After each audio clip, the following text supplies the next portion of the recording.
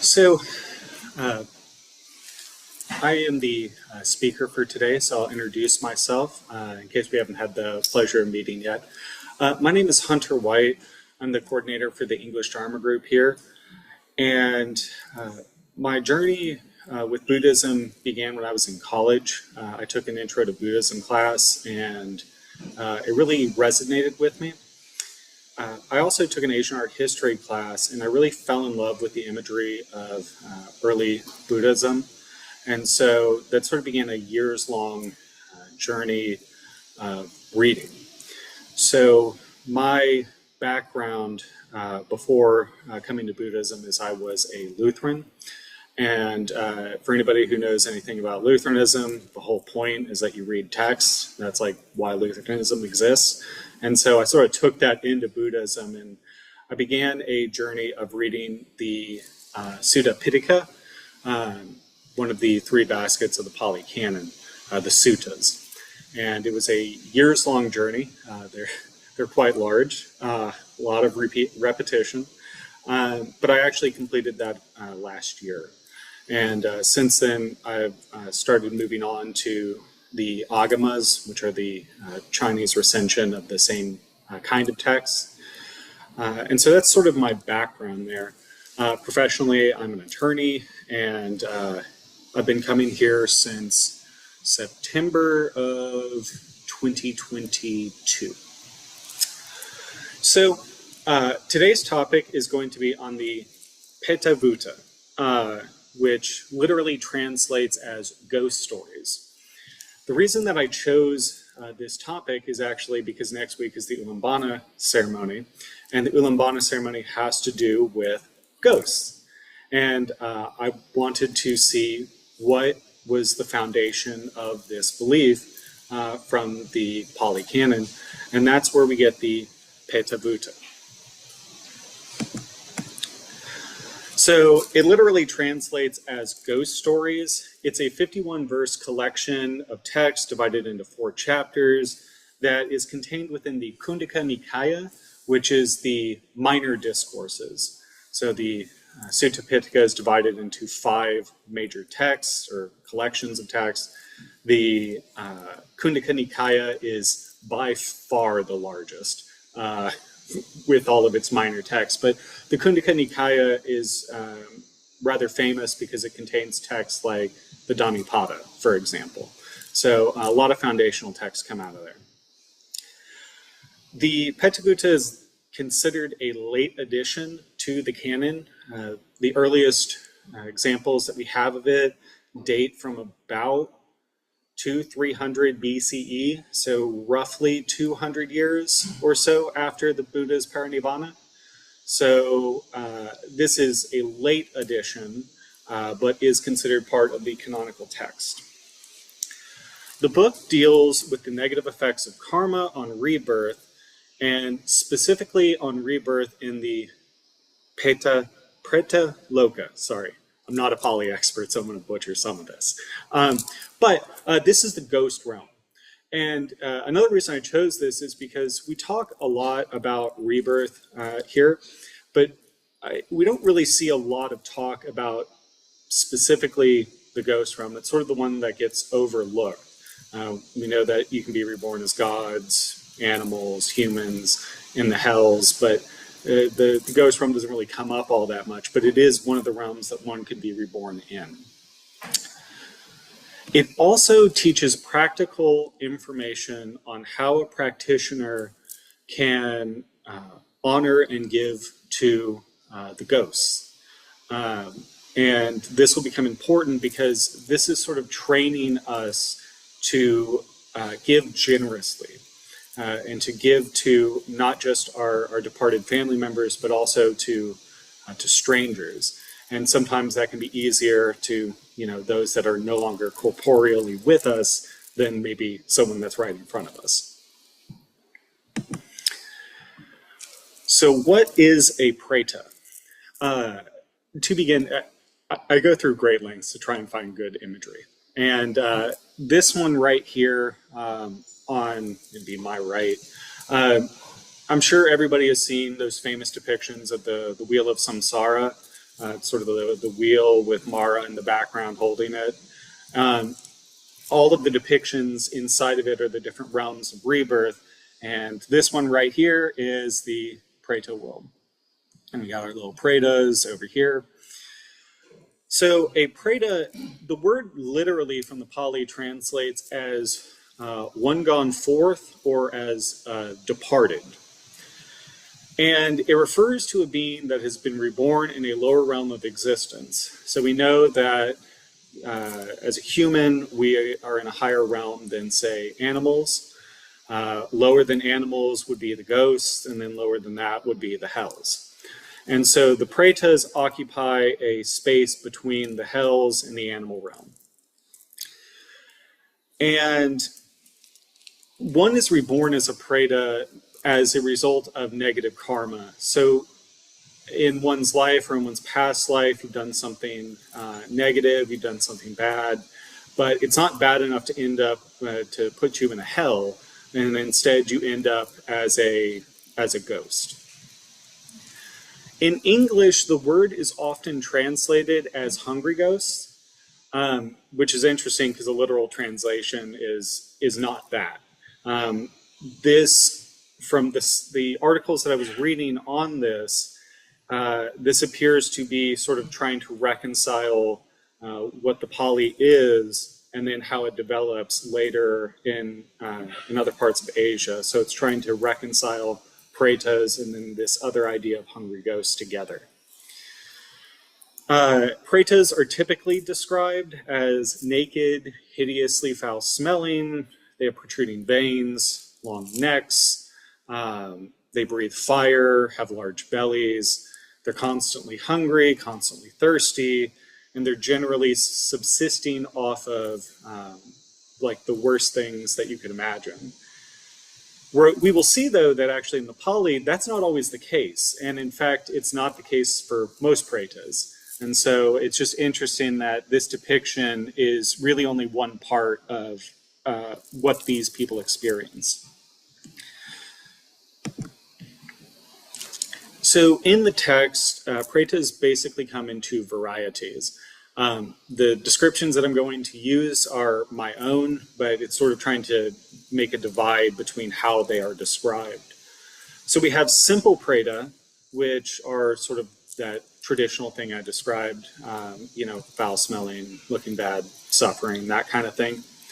But then you also have what is referred to as mansion-dwelling Pretas.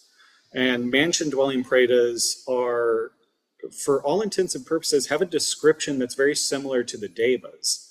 They're usually beautiful, radiant, they're very powerful, but there's something in their existence that is also continuously suffering.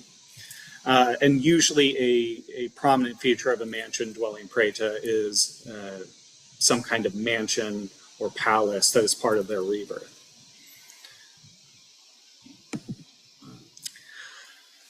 So it is structured into 4 chapters and really has 4 kinds of stories that it's telling. The chapters do not correspond with the stories. Unfortunately, that'd be too easy. But there are stories of simple Preta, there are stories of mansion-dwelling Preta, there are stories of mourning the departed, and then there are stories on transferring merit. So we're going to have a description of what this rebirth is like. We will also have stories for the practitioner on how to mourn those who have departed properly, and then stories of transferring merit, which are things for the practitioner to understand as far as giving. It is also important to note, so the Petavatthu has only been translated a few times into English. And as a result of this, it sort of depends on what the source text was about how much detail go into these stories. And so some stories will have different recensions in English depending on what source text from the palm leaf manuscripts they took. So it's just something to keep in mind that some of these stories, while the stories are the same, the amount of detail may change. So our first set are stories on simple preta. So we have an example right here, sort of a classical depiction. And our first story is going to be the story of Uttara's mother. And so this is going to be a simple story about a preta. So this story is coming after the Buddha's parinibbana and just after the first Buddhist council. So there is a man named Uttara who is a devout follower of the Buddha. He is giving to the Sangha. He is a wonderful practitioner, and he is supporting the monks, the nuns, the lay people, all of that. He gives freely to them, and he's happy to do so. He has the right view of giving. He's giving selflessly. However, Uttara's mom is not happy about this. And she keeps telling her son, you need to stop. You need to not do this. This is wasteful. You don't need to be doing this, et cetera, et cetera. And eventually she curses her son. And she says to her son, may anything that you give without my permission turn to blood in the next life. And we will see as these stories go on, that was a mistake. That was a mistake to say. Eventually Uttara gives enough, and he puts enough effort in that they build a monastery. And at the dedication of this monastery, Uttara's mother is so taken by the beauty of what she's seen, and she's overcome by generosity, and so she gives to the monks and the nuns a set of peacock feathers. I don't know what you do with peacock feathers, I'm going to be honest with you, but apparently this was an important gift. And so she gives to the monks and nuns, and thereafter, soon she passes. And when she dies, she is reborn as a preta.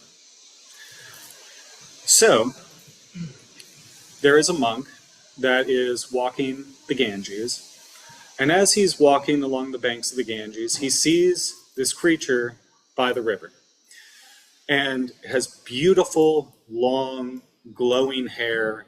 It's gorgeous, but then when he sees the body, it's shriveled, all those features of a preta that we've heard. And he sees this creature, and he's like, well, what caused you to be reborn this way? And so Uttara's mother, she laments. She says, I cursed my son for giving, and so as a result of that, this is the result of my karma. But because I gave to the Sangha, selflessly, I was reborn with my beautiful hair. But whenever I try and drink water, it turns to blood in my mouth. And so as she tries to get water from the Ganges, it turns to blood. And the monk, of course, he's overcome by compassion for this creature. He feels very bad because this is a terrible existence. And so the monk is like, what can I do? And she says, well, will you please give in my name? And so the monk goes on alms rounds. He collects food and water and rags, and he gives it freely to his brothers and sisters in the monastery. And as a result of that, he dedicates the merit of this gift to Uttara's mother. And Uttara's mother is reborn from a preta into a deva, and is able to eat and drink water, has radiant clothing, all of this. So we see from this first story sort of the idea of how a preta works, right? You do something bad, you do something that is against the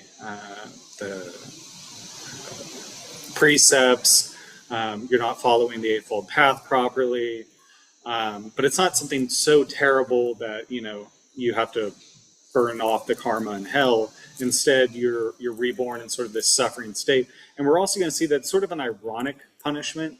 That's something that's going to keep coming up over and over again, is that the punishment that one's experiencing as a preta sort of mirrors what's going on, what you did in life. And we also see this idea of how to help a preta, how to help one of these ghosts that are suffering, is to give a donation in their name and transfer that merit to them. And so they are able to experience the fruits of that giving.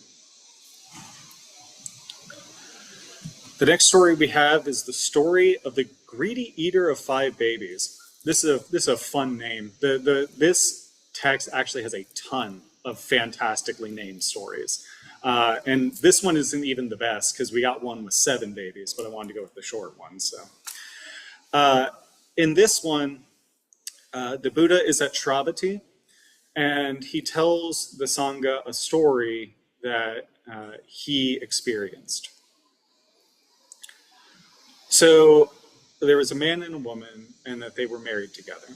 And they lived this wonderful life. They're devout Buddhists. They're giving to the Sangha. They're living in accordance with the precepts, all of this.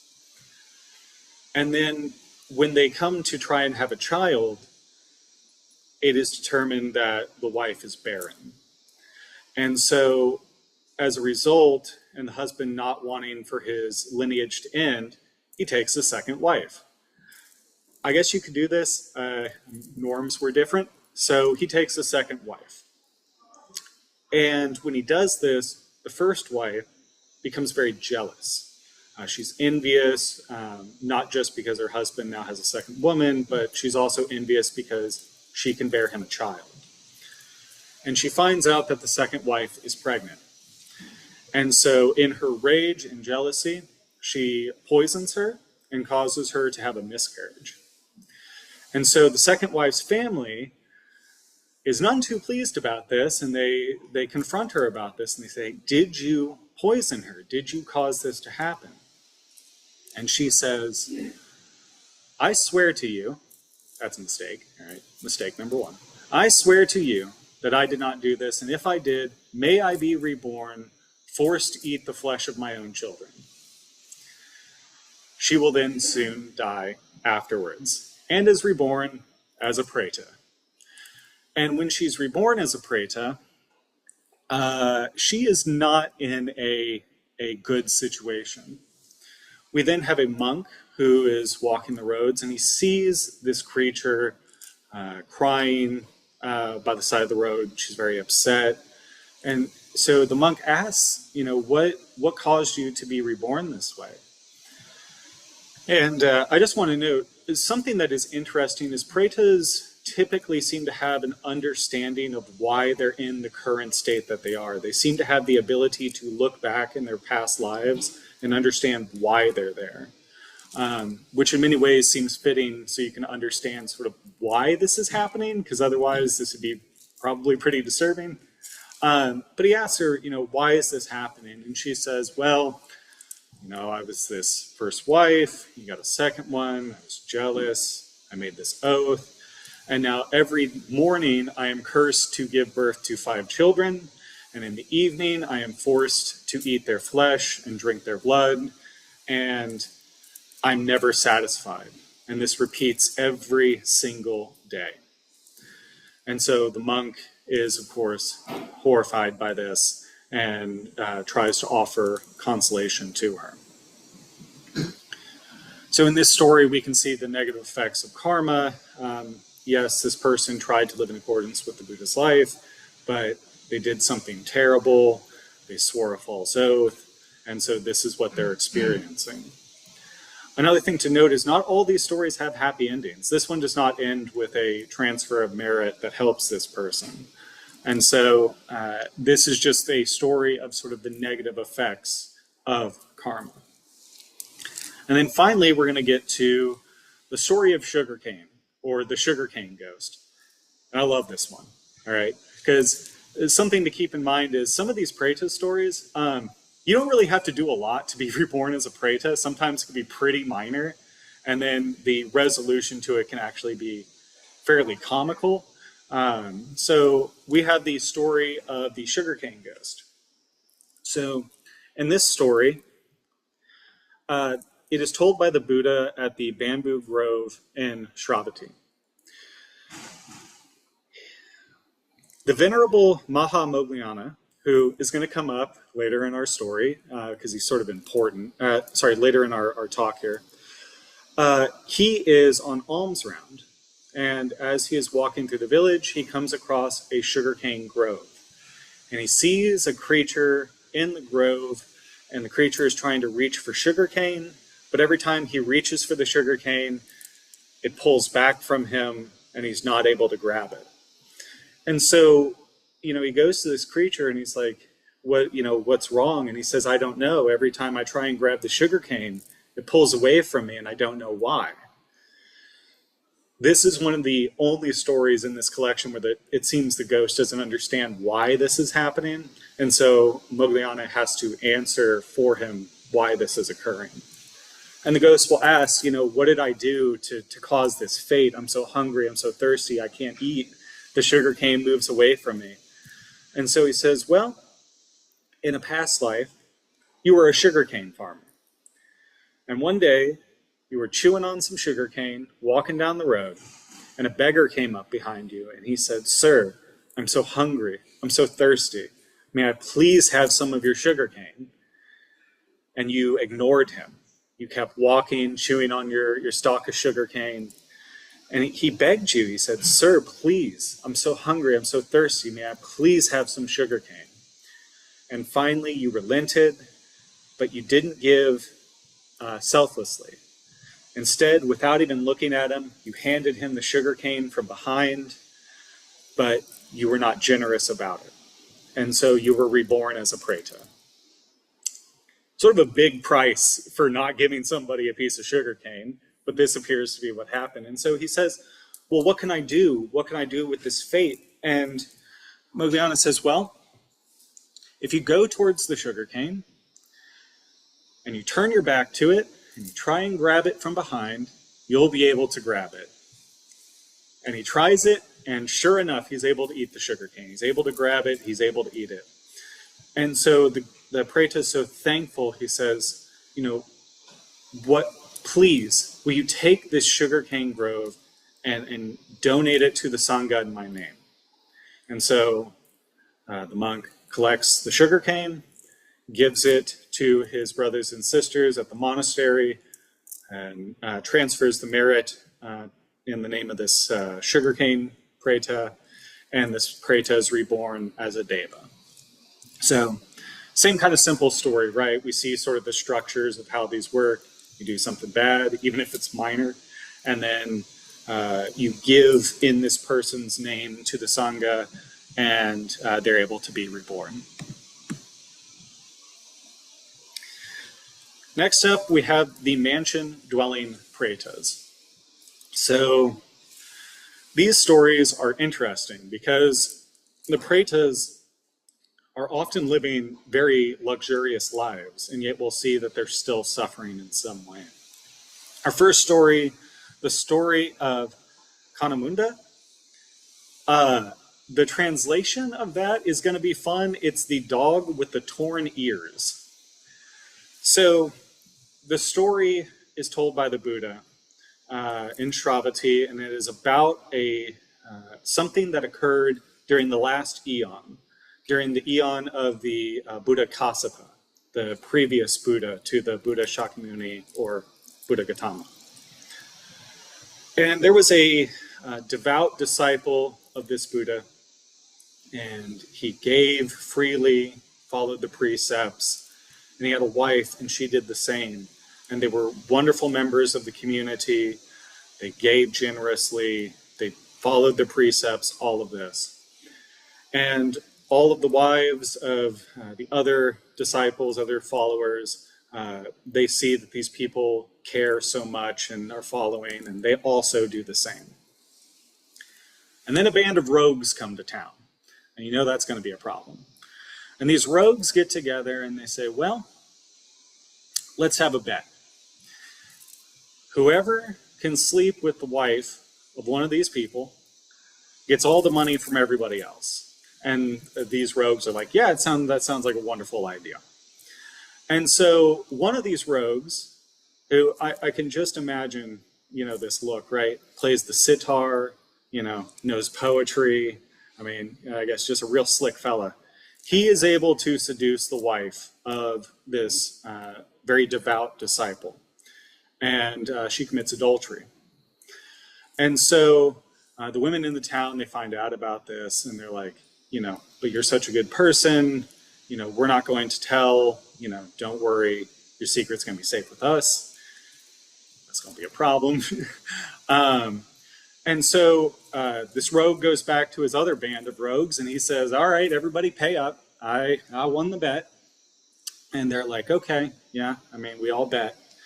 And then they do something real savage, which is they go to the head this prominent disciple, and they say, hey, just so you know, your wife slept with this guy. Sort of get revenge for having to pay this guy for winning the bet. Don't know why you would have made the bet in the first place, but all right, that's what happened.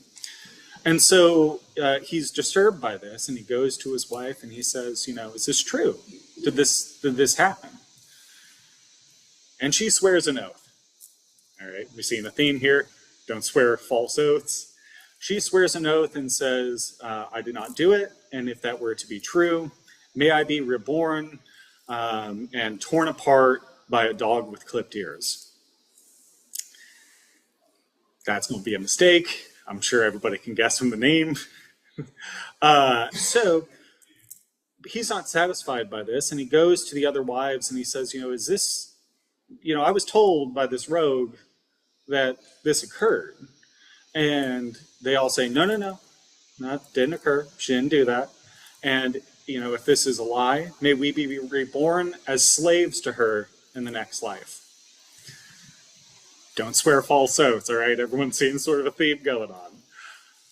And so, as happens, eventually they die. And when they die, this wife of this prominent disciple is reborn as a mansion-dwelling Preta, a beautiful Deva-like majesty, beautiful body, radiant, powerful. She has a mansion of gold and gems in the center of a beautiful lake right underneath the Himalayas, filled with lotus ponds and gardens, and it's gorgeous. And all of these other wives that had sworn to keep her secret, they eventually die, and they're reborn as servants to this woman. And so they live in this home, and eventually they become bored, and they would like some company. And so this mansion-dwelling Preta, she decides that the best way to get somebody to come and visit is to take a mango and dump it into a river, and somebody will find the mango and want to know where it's coming from, and they will end up back at their palace. And so she sends this magical Deva mango down the river, and a king and his bodyguard just so happen to find it. And they're like, this is the best mango I've ever had in my life. I need to know where to get another mango. And so the king sends his bodyguard to follow the river and find the location. And eventually he does. He finds this beautiful palace in the middle of this lake, and he's accosted by all of these beautiful women. And he just doesn't know what to do, so he runs back to the king and he says, I found the place, but I don't necessarily know you want to go there. And he's like, no, that sounds like a great place to be. And so he abandons his kingdom and he goes to this palace, and sure enough, these beautiful devas, they welcome him, and he gets all the mangoes he wants. He lives in luxury and everything. Until one night, he wakes up just after midnight, and he notices that this mansion-dwelling Preta, she's not there. She's supposed to be in the bed with him, but she's not.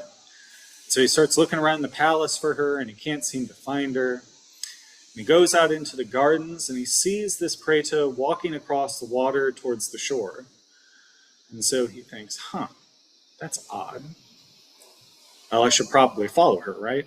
And so he does. He leaves the palace, follows her, and just as she reaches the shore of the lake, a dog with clipped ears comes out and attacks her, begins ripping her flesh apart, destroys her body, and of course he's like, oh no, and shoots an arrow and kills the dog. but he's so distraught at the loss of this, this beautiful, majestic creature that he's been with. He takes her body back to the palace, puts her into a lotus pond, and she reforms. And so he is a little confused. And that morning, he talks to her. He says, "What's all this about?" And she says, "Oh, well, in a past life," explains the story. So every evening, I leave the palace and I am accosted and attacked by a clip-eared dog. And in the morning, I reform and I get to continue living like this. And the king's like, "Yeah, that's going to be a little bit too much for me." And so he decides to leave and return back to his kingdom. And as days go by, the king is like, I really need to get my act together. I don't really want to be reborn that way. And so he begins giving generously to his people, observing the precepts, all of that. And then this Preta shows up. And she carries these beautiful gems and gold. And she says, "I will bless your kingdom with all of this if you just return." And the king, now understanding that riches and all of this are not worth it, turns her down. So we can all sort of get the idea: don't swear false oaths. This is a violation of the precepts about sexual misconduct, all of that. Also, just so everybody knows, there is another Preta story called The Prince, which is very similar, except this time it's a fella who gets the bad end of it. So, these stories, they don't pull any punches for who gets it. The next one we have is the story of the deer hunter. So in this one, the Buddha is telling a story in the bamboo grove about a Preta that he came across. So the Buddha is walking between villages, and he comes across a Preta in the evening. He has a majestic body. He's gorgeous. He looks, the description is vague, but I'm imagining something like what we'd think of like a hunter god, just something like someone who looks really, really in shape, has a bow, just, looking like they're having a good time. And he's like, "Wow, what is it that got you here?" And he says, "Oh, I have this horrible fate that I'm experiencing. When I was a human, I was a hunter, and I would hunt day and night, relentlessly. I would kill creature after creature for meat and for sport and for bloodlust. And I would kill even when I didn't need to. And so as I did this, I had a friend, and he was a follower of the Buddha at the time. And he told me how I needed to change my life. He told me that I needed to observe the precepts, that I shouldn't kill sentient beings, all of this. And so I decided that I would stop hunting in the evening and that I would only hunt in the morning. And so when I died, I was reborn in this state. And so every morning I am torn apart by dogs, but every evening I reform into this beautiful figure, and I live so nice and comfortable in the evening." And then he laments that if I had just followed the Buddha's teaching all day instead of for only half the day, what kind of fate would I have? So we all sort of understand this one, right? Right livelihood, being a hunter is one of those jobs that we're not supposed to have. We're not supposed to kill living beings. And in this one, we have someone who violated right livelihood. But he did try and follow the Buddha's teaching. And so during the times that he did follow it, he gets to have a good life. We then have the story of Petavatthu, which is an interesting one. So Petavatthu is a village that did exist. In this story, there is the Buddha conveys a story that was told to him by merchants. And so the Buddha says, these merchants told me a story. They were on a ship that was going to modern-day Thailand. We actually have a reference to what it was called during that time period, but it's Thailand, so that's cool. And they have to take a sea journey to get there. And on this sea journey, there was a devout follower of the Buddha, and he followed all of the Buddha's teachings, except he was very, very attached to a woman. And unfortunately, he got sick and he died on the journey there. And when he was reborn as a mansion-dwelling preta in the sea. And so he has this beautiful palace that is within the sea. And then this woman that he lusted after, that he longed for, she also is going to take a sea journey to Thailand. Except the currents stop, the wind stops blowing, and the crew becomes very, very concerned because this is not a good situation. And so what they decide to do is draw lots to figure out whose fault this is, which I would not want to be in that drawing. I'm going to tell you all what. But this lady, unfortunately, gets the short straw 3 times in a row. And they're like, okay, well, we're going to set you adrift, and that's going to solve the problem. And so they do. They put her on a little raft. They send her off of the boat. And then the currents come back to life, and they pull her boat to this palace. And she meets this preta, and he is so happy to see her. He's like, I longed after you so much. You've returned. And for years, they lived together in bliss and happiness with everything that they could possibly want. Except she starts to become disillusioned because she realizes while she's there that she can't really do anything to help anybody else. She can't give to others. She can't really generate merit. And so she goes to this preta and she says, will you please return me to my village so that I can continue to live a good life, so I can continue to help others, I can continue to give. And this preta, overcome by sadness, he's about to lose this person. He says, you have seen the cost of living a bad life, of being filled with desire. You want to generate good merit. You want to help others, all of this. So yes, I will return you. And he returns her to her village. And the last thing he asks her to do is to please continue to give to others and help others in your name and in mine. So this is a story that we can understand as being about lust, about desire. We're not supposed to have these super strong attachments to other people.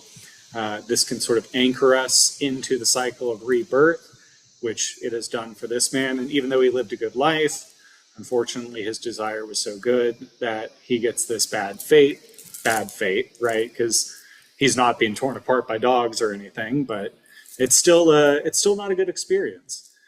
But ultimately, it ends with a good message that if you can continue to give to others, to help others, it can lead to a better rebirth. We then have stories about mourning the departed. So our first story here is a story that the Buddha tells in Jetavana's Grove. It is the story of the doll made of flour. So in this story, the Buddha is meeting with Anathapindika, who is a very prominent follower of the Buddha. He's a merchant with a lot of money, a lot of influence. He's one of the most important early followers of the Buddha. And this man has a granddaughter. And this granddaughter, they had given a doll made of, the way it's described is a bag of flour, but I'm imagining, you sort of stuff a doll to look like it, but it's filled with flour. So she has this flour doll, And one day she drops it. And as we expect from small children, she begins crying and wailing, and she says, my daughter is dead. My daughter is dead. And Anathapindika, who's meeting with the Buddha, calls his granddaughter in, sits her on his lap. It's like, oh, it's okay. We'll get you another one, and we'll throw a big feast in her honor, and we'll give to the Sangha, in this doll's name.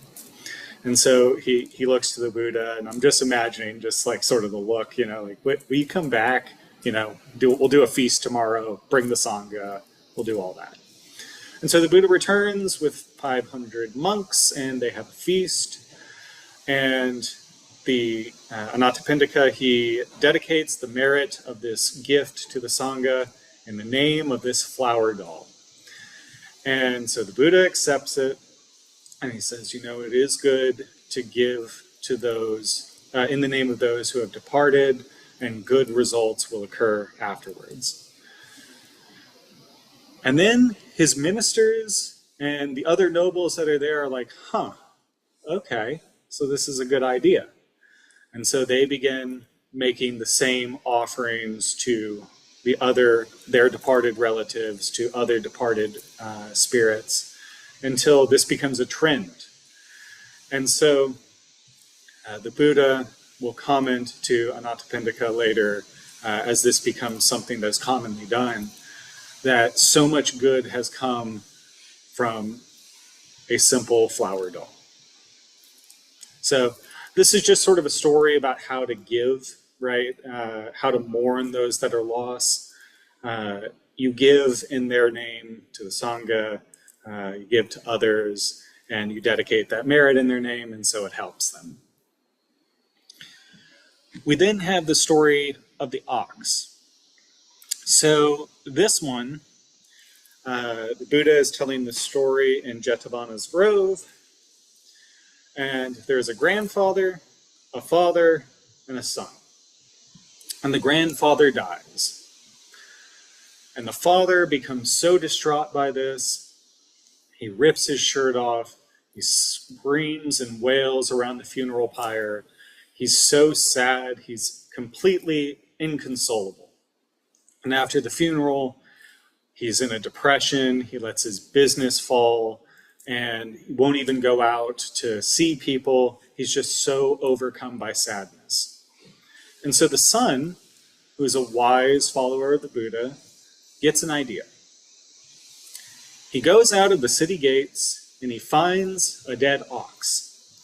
And he goes to this dead ox and he begins offering it food and water and encouragement. Take this food, take this water, stand, live. And a crowd of people begin to form, and they're like, hey man, that's a dead ox. This is not exactly very useful. Are you okay? Are you mad? And he doesn't answer. He just continues to offer food and water and encouragement to this dead ox. And so the crowd, they know who he is. They know who his father is. They go to his father and they say, hey, we think your son has gone mad because he's offering food and water to a dead ox. And so you probably need to go have a talk with him. And so the father sort of wakes up out of his depression and goes out of the city gates to find his son. And he says, son, why are you doing this? That ox is dead. It can't hear your pleas. It can't hear your cries. It can't take the water you offer. It can't take the food you offer. This is madness. You need to not offer this to this dead ox. And he turns to his father and he says, but father, I learned this from you. You have done the same for your father. You lament and you wail and you cry, but your father can't hear it. He can't respond to it either. You're just like me with this dead ox. And so the father, hearing this story, it sort of wakes him up, and he realizes that this depression, this sadness that he's feeling, is just like lamenting for a dead ox. It doesn't help anything. It won't take anything. And so this breaks him out of his funk. So this one, I mean, we can all sort of understand. This is a story about mourning the loss of our loved ones, right? It can be sad, it can be terrible, but we can't let that sadness take over us, because if we do, you're just like someone who's grieving or offering to a dead ox. The ox will never take it. It won't hear it. All it can do is lay there. And so we see the parallel. We then have the story of the snake. So this is about a devout follower of a previous Buddha. And this man was, on his game, followed the precepts, did everything he needed to do. And when he died, he was reborn as Indra, Lord of the gods. So Indra is a figure that comes up many times in the Pali canon, basically a god's god. And the first thing he does when he's reborn is like, well, I can do anything that I want now. I want to go see how my family's mourning me. And so he takes the form of a human, and he goes to his funeral pyre, and he sees his father, his mother, his sister, his wife, and his servant. But none of them are crying. And so he's sort of confused by this, and he goes to his father, and he says, who has died? Oh, it's my son. Well, why don't you grieve for your son?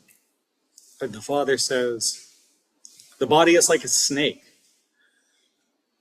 It's like a snake's skin that's been abandoned. The dead are unaware of our lamentations. The dead are reborn according to their karma. What use is it to weep for them? And so he says, okay. So then he goes to his mother and he says, who has died? And she says, oh, my son. She's like, oh, well, why don't you cry? And she says, we enter the world with no invitation, and we leave without permission. The dead are unaware of our lamentations. They are reborn according to their own karma. And so he sees the wisdom in what his mother says, and then he goes to his sister. And he says, who has died? And she says, oh, my brother. Well, why don't you cry? And she says, crying would exhaust me, and it would upset my relatives and friends and family. The dead are unaware of our lamentations and are reborn according to their karma. And so he says, okay. And he goes to his wife and he says, oh, who has died? And she says, my husband. Well, why don't you cry? And she says, just as a child cries asking for the moon, so does one who cries for the dead.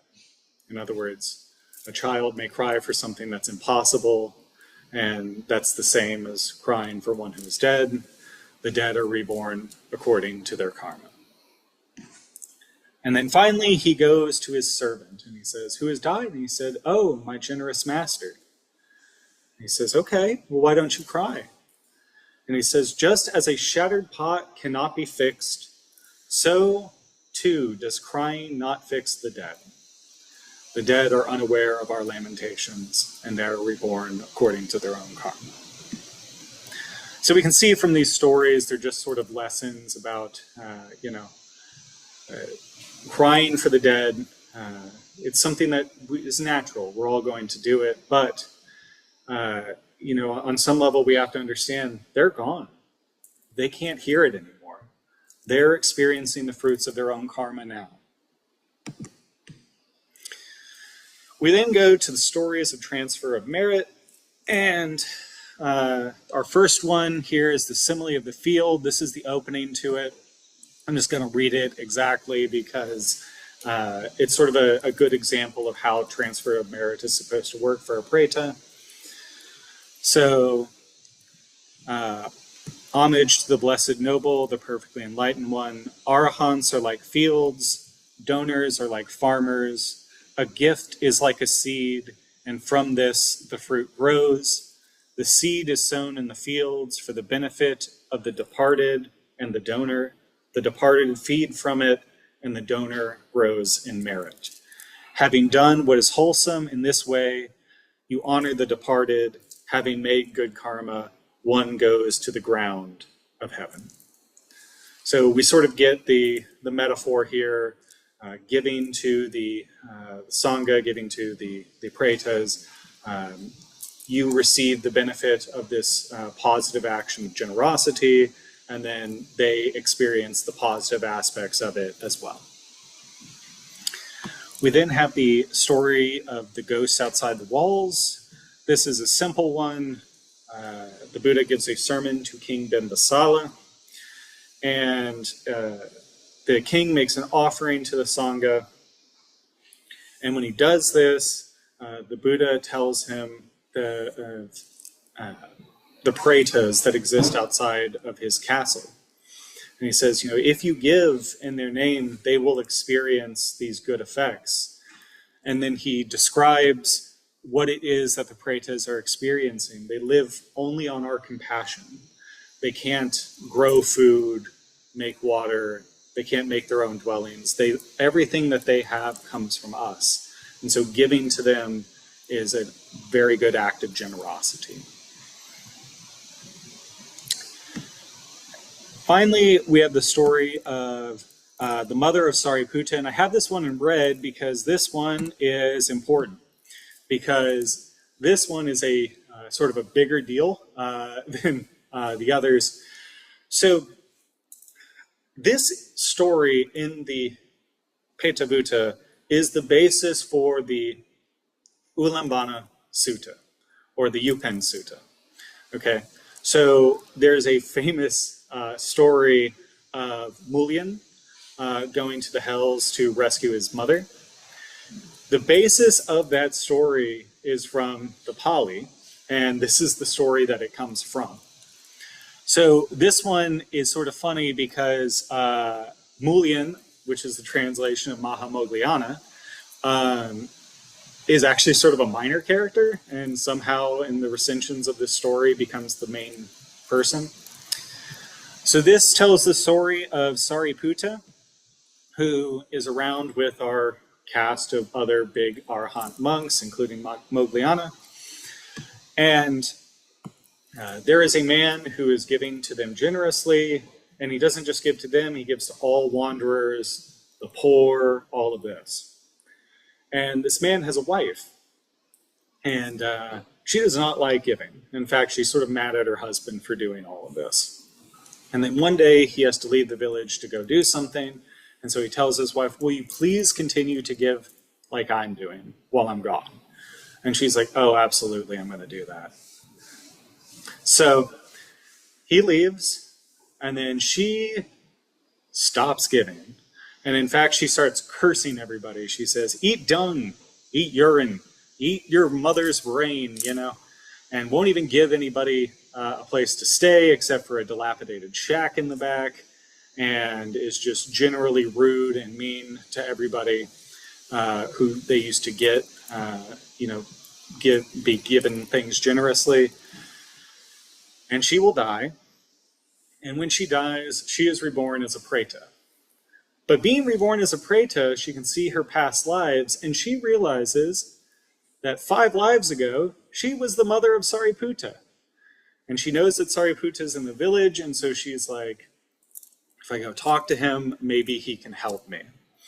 And so she goes to Shariputra and says, hey, I'm experiencing this bad rebirth. Can you please help me? I was your mother at one point. And so Shariputra is, of course, overcome by compassion. And so he gets the gang together.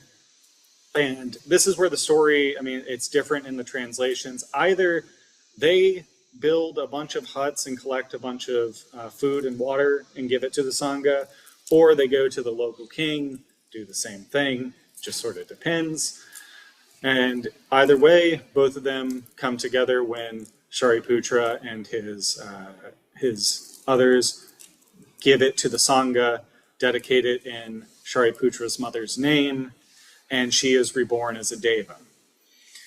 And then Mahamogliana is walking around and he sees this beautiful deva and he's like, oh my goodness, what caused this rebirth? And she says, oh, this generous giving and all of this. So this, of course, is sort of the basis of these stories. If you ever want to know where this comes from, this is the Pali version of it. So what we can learn from the Petavatthu, it brings into sharp focus one of the least explored realms in Buddhism. We hear a lot of talk about the Deva world. We hear about the animal realm. We know about the hells and all of that. But very rarely do we ever hear about the ghost realm. This is the stories of what it's like to be reborn there. It also provides a practical guide on how a practitioner can give to the departed. And you can give yourself, you can give to the Sangha in their name, and transfer of merit. It helps. And then additionally, whether intentional or not, it is a lesson on forgiveness. You see, I think about our departed, and sometimes we don't always have the best family members. Sometimes people leave some pretty big scars on us. But giving to our departed in many ways is like giving to ourselves. We're releasing that anger, we're releasing that resentment, that trauma that these other people have caused by giving in their name. And even when you give to those that you don't even know, the departed you don't even know, you think about it, it's sort of like the story of Shariputra and his mother. Because of the cycle of rebirth, we have all been each other's mother. We've all been each other's father, brother, sister, all of it. All of us owe it to each other, even when it's just strangers, to be generous, to be kind, to be compassionate, and we will experience a good rebirth because of it. So to end on sources of this, we have tripitaka.org. This is a good resource if you're looking for just a straight translation of Pali. And then also we have Sutta Central. I cannot recommend that website enough. If you want to know anything about the Pali canon, Sutta Central is your friend. Multiple English translations, parallel text, Pali dictionary. I mean, it's wonderful. Cannot recommend it enough. And also I want to thank our translators. Many of these people have already passed, but there's not many of them. Like I said, this is not often translated into English. So Ivan Pavlovich Minyev, this was one of our first translators to ever do this into English. And then the Venerable Kirtagota Ganananda Thera. And there are others, but these are sort of the most complete English translations that we have. So that is the Petavatthu. And now you sort of have a primer about at least the origins of Pali ghosts as we go into both the Ulaanbaatar festival and also the spooky season. You know, we got Halloween coming up. So, you know, now we all sort of have a background here. So thank you all very much. So with that, yes? Do we have? No. Oh, yeah. Thank you, ma'am. All right. Oh, we got someone with our hand up here. Yes, ma'am. Shranya. Hunter, do we have any idea about the lifetime of a preta? Is there a number like there is for the Brahma world, the human world? Yes. So great question. This is like, what's the lifetime of a preta? So in the Pali, these rebirths last quite a long time. Like, for example, if you're born into one of the hells, don't go there, you can be stuck there for eons before you burn off your bad karma. Pretas, it depends because these stories sort of vary. Some of them, like the mansion-dwelling pretas, seem to be stuck there for eons, whereas some of these more common pretas, it seems to only be for like a normal lifetime or maybe a little bit longer. So it just sort of depends. Any other questions? Alrighty. So with that, I thank you all very much. If y'all will please stand, we'll do our 3 bows and we'll end for today.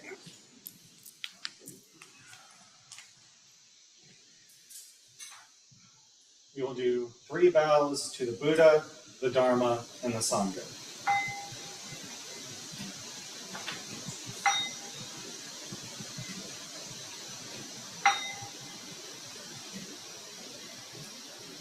And 1 bow for our instructor. All right. Thank you all very much. Have a lovely day. Bye. Thank you all very much on Zoom. Appreciate you.